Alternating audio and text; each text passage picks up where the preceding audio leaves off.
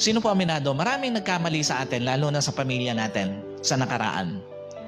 May mga asawa tayo, nagkamali sa atin, nasaktan tayo doon sa nakaraan. May mga magulang tayo, nasaktan tayo doon sa nakaraan. May mga anak tayo, nasaktan tayo doon sa nakaraan. May mga kapatid tayo, nasaktan tayo sa nakaraan.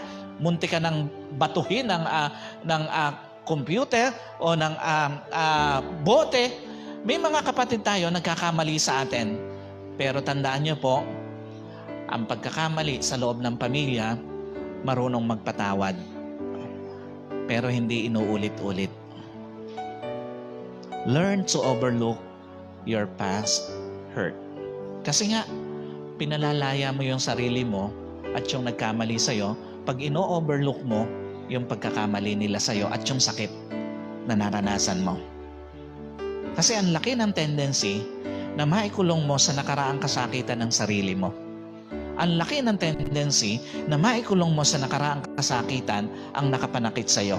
Ang laki ng tendency na maikulong mo sa nakaraan kasakitan ang pamilya mo. So when you overlook past hurt, nire-reward mo sarili mo ng inner healing. Kapag ka ino-overlook na natin yung mga nakaraang kasakitan natin dala ng pamilya natin, hindi ka lang nagpapatawad, nire-reward mo pa yung sarili mo, hindi lang ng emotional healing, kundi ng inner healing sa kabuuan. Binibigyan mo ang sarili mo, ginagantimpalaan mo ang sarili mo ng kapayapaan. Kasi ito ang totoo, tandaan niyo po, wala namang punong-puno ng sama ng loob ang naging mapayapa ang buhay. Lahat ng puno ng sama ng loob, lalo na sa pamilya nila, sa nanay, sa tatay, sa anak, sa kapatid, hindi naman totoong nagkaroon ng kapayapaan sa buhay. Laging merong nakatago na sakit at tampo. Kaya nga kailangan you have to overlook past hurt sa buhay mo. Kasi reward mo yun sa sarili mo. Kapag ka ino-overlook mo yung mga naging kasakitang dalalalo na ng pamilya mo. When you overlook past hurt, nire-reward mo yung nakapanakit sa'yo ng freedom. Palayain nyo na yung nakapanakit sa'yo, lalo na pamilya mo. Yung tatay mo na iniwang ka, palayain mo na yung sakit. Ganon talaga yung reality ng buhay. Yung nanay mo na nang iwan sa'yo, palayain mo na yung sarili mo sa sakit at maging sila. Yung mga kapatid mo na nakapanakit sa'yo, palayain mo na. Yung mga anak mo na nagbaliwala sa'yo, palayain mo na. Kasi reward mo rin sa sarili yon at pagbibigay mo ng freedom sa mga nakapanakit sa'yo. And when you overlook your past hurt, nire-reward mo pamilya mo ng katatagan. And finally, learn to spend time with love than to spend time with regrets or with hurt. Sa tingin mo, ano pagkakaiba nung time na in-spend mo kasama asawa mo sa pamamasyal sa time na in-spend mo sa pagdalaw sa kanya sa libingan? Sa tingin nyo, ano pagkakaiba nung time na in-spend mo kasama magulang mo sa pamamasyal sa time na in-spend mo sa pagdalaw sa puntod ng magulang mo? At sa tingin mo, ano pagkakaiba nung time na in-spend mo kasama kapatid mo sa pamamasyal sa time na in-spend mo sa pagdalaw sa kanyang libingan? Alam niyo po, parehas kang nag-spend ng time, pero yung isa may bahid ng sakit o kirot sa puso. Totoo ba? Parehas kang nag-spend ng time, pero yung isa, may bahid na ng regrets.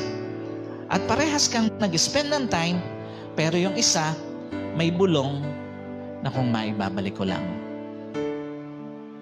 Alam niyo po, nakita ko, kung may isang lugar sa buhay ng isang tao na marami siyang gustong balikan, nakita ko, kung meron mang isang lugar talaga sa buhay ng isang tao na nagparamdam talaga sa iyo ng igsilang ng buhay, at nakita ko po, Kung may isang lugar talaga sa buhay ng isang tao na patutunayan sa iyo na hindi habang buhay kasama mo ang mahal mo sa buhay, ang kapamilya mo, yun yung lugar na kung tawagin natin, huling hantungan o puntod ng isang tao.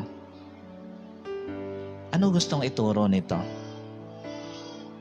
Bago mo pa ihatid sa huling hantungan ng mga magulang mo sa mga anak, give the best time na mai-offer mo sa mga magulang mo. Bago mo pa ihatid sa huling hantungan ng mga magulang mo, give the best life you can offer to your parent. Sino po rito may mga magulang pa? Yung iba, pinatay nyo na kahit nakasama nyo pa rito? Taas ang kamay, lahat ng may magulang dito mga anak. Habang kasama nyo pa ang magulang nyo, give the best time you can offer to your parent. Whether it is your mother or father, bigay mo na yung pinakamagandang oras na maibibigay mo sa kanila. At sa lahat po ng mga anak, give the best life you can offer to your parent. Hindi naman lahat pera kailangan ng magulang eh. Yung buhay na pwede mong ibigay, the best life you can offer to your parent, give them now. Sino po rito may mga asawa pa?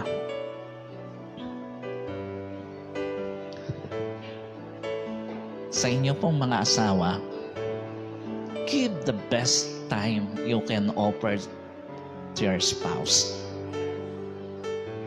Bigay mo yung maibibigay mo na pinakamagandang panahon na. Isang araw, hindi na kayo yung magkatabi eh. And give the best life you can offer to your spouse. Since siya naman yung binigay ng Panginoon sa'yo, bigay mo na yung pinakamagandang buhay na maibibigay mo sa binigay sa'yo ng Panginoon na kabiyak. Sino po rito may mga anak? Mga magulang, nasaan ang mga magulang? Alam niyo po, habang kasama mo yung mga anak mo, habang buhay sila, give the best time you can offer to your children. Pinakamasarap na yakap sa isang anak galing sa magulang. Tandaan niyo po, pinakamakabuluhang time para sa isang anak, yung time galing sa magulang. Kung nagkulang ka man ng oras sa mga nakaraang panahon para sa mga anak mo, bumawi ka na ngayon. Spend the best moment with your children. Kung mga OFW natin, especially yung mga nanonood ngayon, pag uwi nyo, spend the best time sa mga anak nyo. Bumawi kayo. And give the best life you can offer to your children. Wala namang kayang magbigay ng pinakamagandang buhay sa kanila dito sa lupa. Of course, una ang Diyos. Ikalawa, ikaw na magulang para sa mga anak mo. Give the best life you can offer to your children. At sino po rito may mga kapatid? Taas ang kamay.